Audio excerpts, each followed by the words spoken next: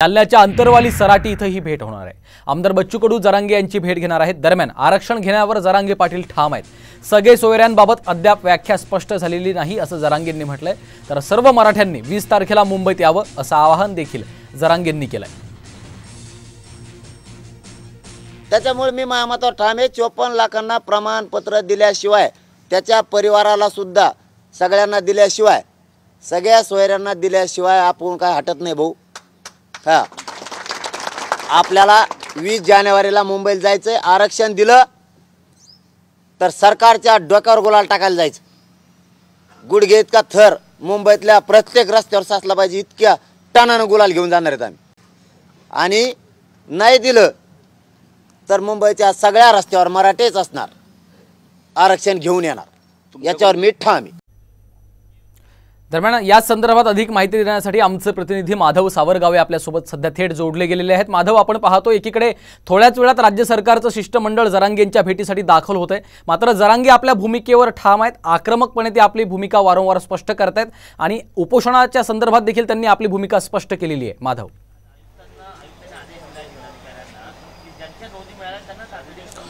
श्रीकांत, परवा दिवशी आमदार बच्चू कडू आणि मंगेश चिवटे यांच्याबरोबर चर्चा झाली आणि त्या चर्चेमध्ये 6 महत्त्वाचे मुद्दे मनोज जरांगे पाटील यांनी सांगितले होते आणि त्या मुद्द्यांचा विचार करून त्या संदर्भात तातडीने कारवाई करावी अशी त्यांनी मागणी केली होती आणि तेव्हाच कुठेतरी यावर चर्चा होऊ शकते किंवा तोडगा निघू शकतो असं त्या दिवशी सांगितलं होतं। मात्र मूळ सगळे सोयरे या शब्दांची नेमकी व्याख्या काय आहे आणि ती व्याख्या कशी असावी असा एक मसुदा मनोज जरांगे पाटील यांनी आमदार बच्चू कडू आणि मंगेश चिवटे यांना दिला होता, पण त्या संदर्भातला जो अध्यादेशाची प्रत आहे, कॉपी आहे, जो ड्राफ्ट आहे तो अद्यापर्यंत त्यांच्यापर्यंत आलेला नाही असं सांगितलं होतं की व्हॉट्सअपद्वारे त्यांच्यापर्यंत पोहोचवलं जाईल। प्रत्यक्षात जी कॉपी त्यांना मिळालेली आहे त्यांचं असं म्हणणं आहे की हे व्हॉट्सअपवर नाही चालत, हे प्रत्यक्ष येऊन यामध्ये चर्चा केली पाहिजे आणि जी सगळे सोयऱ्यांची जी व्याख्या आता माझ्या जवळ आहे जी त्यांनी स्वतः केली होती त्या व्याख्येनुसार जर पूर्ण झालं तर या आंदोलनाला फलित आहे असं त्यांचं मत आहे आणि त्यानंतरच पुढची भूमिका ते सांगणार आहेत। पण हे सगळं जरी झालं असलं तरी राज्यातल्या 54 लाख मराठ्यांच्या ज्या नोंदी सापडल्या आहेत कुणबीबाबतच्या, त्या मराठ्यांना अगोदर प्रमाणपत्र द्या। जर त्यांना प्रमाणपत्र दिलं तर रक्तातल्या नात्यांना सगळे सोयऱ्यांना त्याचा लाभ होऊ शकतो, म्हणजेच माझ्या आंदोलनाला यश मिळू शकतं असा त्यांचा अर्थ आहे आणि तोपर्यंत मी माघार घेणार आणि त्यांनी स्पष्ट भूमिका मांडलेली आहे। आणि आता फेसबुकवर सुद्धा त्यांनी संपूर्ण महाराष्ट्रातल्या मराठ्यांना आवाहन केलेलं आहे की परवा दिवशी आपल्याला मुंबईकडे निघायचंय आणि त्यासाठीची तयारी करा। जर सरकारने हे सगळे मुद्दे मान्य केले आणि 54 लाख नोंद असलेल्या मराठ्यांना आरक्षण जर मिळालं, त्यासोबतच ज्या नोंदी सापडल्यानंतर ही सगळी कारवाई सरकारने जरी केली असली तरीही आम्ही मुंबईकडे जाणार अशी त्यांची भूमिका आहे। जर सगळं यशस्वी झालं तर तिथून गुलाल उधळत येणार आणि ज्या ट्रकमध्ये हे सगळं खाणं पिणं। माधव, आपण पाहतो की बच्चू कडू यांनी त्यांची भेट घेतल्यानंतर बच्चू कडू आणि सरकारच्या वतीनं खरं तर त्यांना व्हॉट्सअप पर्यंत एक प्रत पोहोचवणं अपेक्षित होतं, मात्र ती त्यांना मिळाली नाही।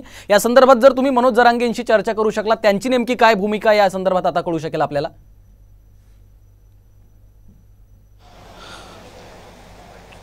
आता त्यातला जो मसुदा आहे तो नेमका मसुदा काय आपण मनोज जरांगे पाटील यांच्याकडून जाणून घेऊयात, कारण जो मसुदा त्यांना दिलेला आहे, मला सांगा, आता तुम्हाला व्हॉट्सअपवर मसुदा दिला होता, तुम्ही जी व्याख्या केलेली आहे आणि तुम्ही जे काही मुद्दे सांगितले होते 6, त्यात कोणता कोणता समावेश केलेला आहे आणि घोडं कुठं आणलंय?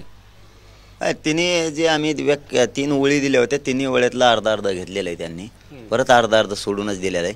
परंतु तो विषय आज महत्त्वाचा नाहीच आहे, हे मी 1.5 महिन्यापासून सांगतोय आणि 23 तारखेला बीडला सुद्धा त्यांना मी तेच सांगितलं होतं। त्याच्या अगोदर 1 महिन्यापूर्वी हेच सांगितलं होतं की ज्या 54 लाख नोंदी मिळाल्यात त्यांचे प्रमाणपत्र वाटप करा।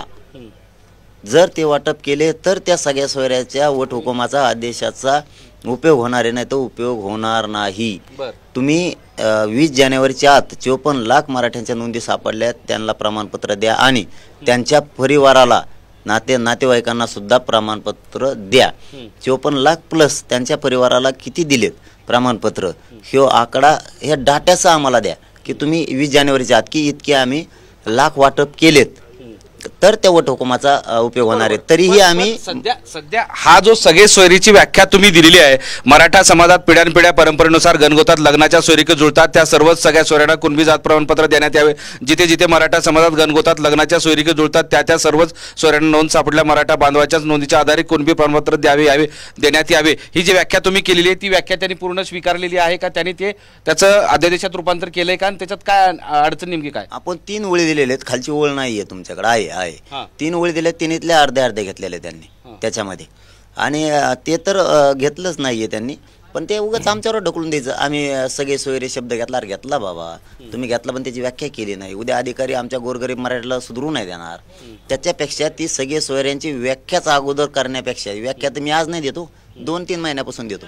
ही व्याख्याचा मुद्दाच नाही आहे. आधी आमचं भविष्य कशात तिथं प्रमाणपत्रात 54 लाख नोंदी मिळाल्या त्या द्या आधी, मग त्या सगळ्या सोयऱ्याला किंमत राहणार आहे. म्हणूनच मनोज जरांगे पाटील महाराष्ट्राला सांगतायत की आपल्याला मुंबईकडे जायचं आहे. 2 गोष्टी आहेत सगळे सोयऱ्यांच्या संदर्भात, त्यांनी अनेकदा सांगितलंय, ते कधीतरी पूर्ण होईल. पण सगळ्यात महत्त्वाचं म्हणजे 54 लाख ज्या नोंदी सापडल्या त्या नोंदी सापडलेल्यांना अगोदर प्रमाणपत्र द्या आणि त्या प्रमाणपत्राच्या आधारावर इतर नातेगोत्यातल्या रक्त नात्यातल्या म्हणजे सगळे सोयऱ्यांची व्याख्या जिथं जिथं जुळते त्या सगळ्यांना मिळेल असा त्यांचा आग्रह आहे. आणि म्हणून आता मागे हटणार नाही. मुंबईला जाणार, गोळ्या झाडा, तरी मी मागे हटणार नाही. माधव, त्यामुळे आपण पाहतोय आता मनोज जरांगे